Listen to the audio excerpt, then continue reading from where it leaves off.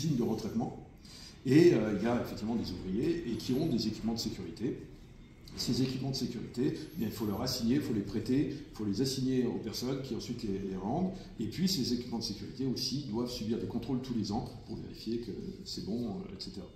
Et jusqu'à là, bah voilà, ils avaient une feuille Excel, mais alors qu'il y avait 150 colonnes, hein, et plus, enfin, c'était une horreur. Voilà, une feuille Excel avec tous les éléments, des équipements de sécurité, les codes, les machins. Et puis derrière ça, on continue la feuille avec ici un planning pour dire bah, pour telle ligne, eh ben, voilà, il y aura le contrôle à telle date, et machin. Enfin, waouh, je ne sais même pas comment ils faisaient pour s'en sortir, mais bon, ça. Et du coup, bah, l'idée, ça a été de transformer ça en application Canva. Donc la source de données, là, ils ont voulu que ce soit, pour des raisons de licence au départ, que ce soit SharePoint. Il y avait, je crois, une quinzaine de tables, avec quelques relations entre les deux.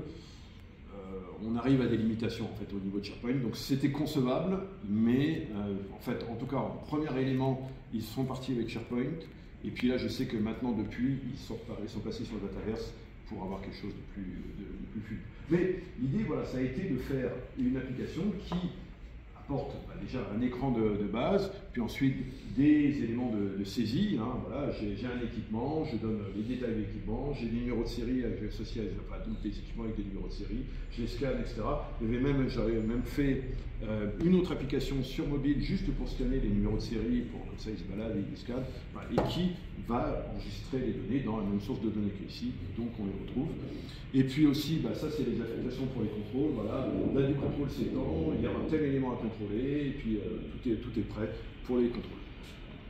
Bilan, pareil, cahier des charges prédéfini, évidemment il faut savoir un peu ce qu'on veut au départ.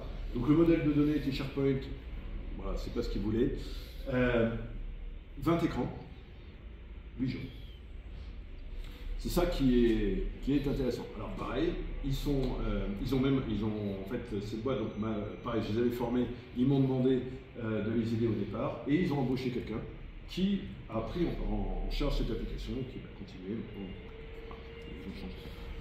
Dernier exemple, gestion de contrat, un truc assez classique. Alors, origine, ça, c'est-à-dire, bah, il y avait des contrats qui étaient dans les file systems ou dans SharePoint, qui étaient un peu partout, et puis ils s'envoyaient des mails, etc. Enfin, c'était un petit peu le souk. Donc l'idée a été de rationaliser tout ça, de construire un modèle de données, et dans un contrat, qu'est-ce qu'on a? On a la description du contrat, c'est-à-dire la date du contrat, la date d'échéance, le nom du contrat, le type de contrat, etc. Différentes informations, les fournisseurs qui ça correspond. Et puis, ensuite, il y a les documents eux-mêmes, il y a les contrats physiques, hein, les documents Word, PDF, machin, tout ce qu'on veut. Et bien, là, par contre, on est parti sur un modèle Dataverse, où là, donc il y avait ici tous les éléments de logistique, les services, secteurs géographiques, etc. Et une application Dataverse qui permet d'avoir ici le détail du contrat, avec en plus une ligne de process ici. Et ça, c'est vraiment très bien, ça permet de voir où est-ce qu'on en est. Donc, le contrat a été créé, maintenant que le contrat a été créé, eh bien, il est envoyé, une fois qu'il est OK, il est envoyé pour contrôle. Et donc, il y a un contrôleur qui va contrôler ça, qui va vérifier. Une fois que le contrôleur a fait son job, alors, juste avant ça, le contrôleur, qu'est-ce qu'il va contrôler? Il va contrôler si toutes les données saisies sont bien, mais aussi il va contrôler les documents. Et les documents, il y a un espace document ici, qui a permis de stocker les documents directement dans Dataverse. Ah non, pas dans Dataverse, dans SharePoint. Et en fait, on a une relation claire entre l'espace document ici, on voit tous les documents, et là, c'est la liste des SharePoint. Donc il y a une relation entre les deux qui est créée. Donc le document que je mets là, il est dans SharePoint. Je peux le modifier dans SharePoint, je peux rajouter des documents là-dedans et je les retrouve ici. La relation est vraiment directe, bidirectionnelle entre les deux. Et ça, c'est vachement bien parce que il est clair que sur le contrat, bah, ils vont travailler sur le contrat. Donc ça, c'est des modèles, ils partent de modèles, et puis une fois que, et ensuite, ils vont éditer, mettre du contenu, etc. Et ça, ils le font dans SharePoint.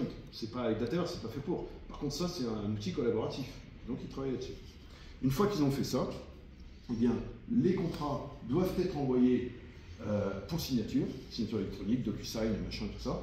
Et donc, pour ça, on construit une enveloppe, c'est-à-dire, on met les documents à signer ensemble, qui sont les signataires internes, qui sont les signataires externes, on va créer directement. Et ça, on est dans Dataverse, mais ça, c'est une application Canva. Donc, on peut intégrer les applications Canva dans Dataverse. Pourquoi j'ai utilisé ça? Et bien tout simplement parce que choix destinataire externe, avec Dataverse, on ne peut pas accéder directement à l'Active Directory. C'est plus compliqué que ça, on va dire. Donc, Bah, ici, par contre, avec Canva, on peut le faire sans problème. Donc j'ai intégré ça. Plus d'autres éléments pour choisir les documents, etc. Ergonomiquement, c'était beaucoup plus simple avec ça. Donc on intègre les deux. Voilà, on fait les deux. Donc du Dataverse, du SharePoint et du Canva. Tout ça ensemble. Et ça donne une application voilà, avec le flux. Voilà où on en est. Ça a été contrôlé. Il sélectionne une enveloppe. Ensuite, il va envoyer en validation. Un validateur va valider. Et ensuite, on attend de signature. Puis ensuite, ça sera signé, etc. Et tout ceci, derrière, il y a du Power Apps et du Power Automate qui fait les flux. Justement, dit au contrôleur, bah maintenant tu dois contrôler, voilà le lien, etc. D'accord. Donc voilà un autre exemple. Et là, pareil, bilan, cahier des charges pas défini, donc modèle de données Dataverse, et une quinzaine de tables, 20 écrans, 2 applications, donc modèle de app et Canva, une vingtaine de jours. Pour une application de gestion de contrat, qui est sympa.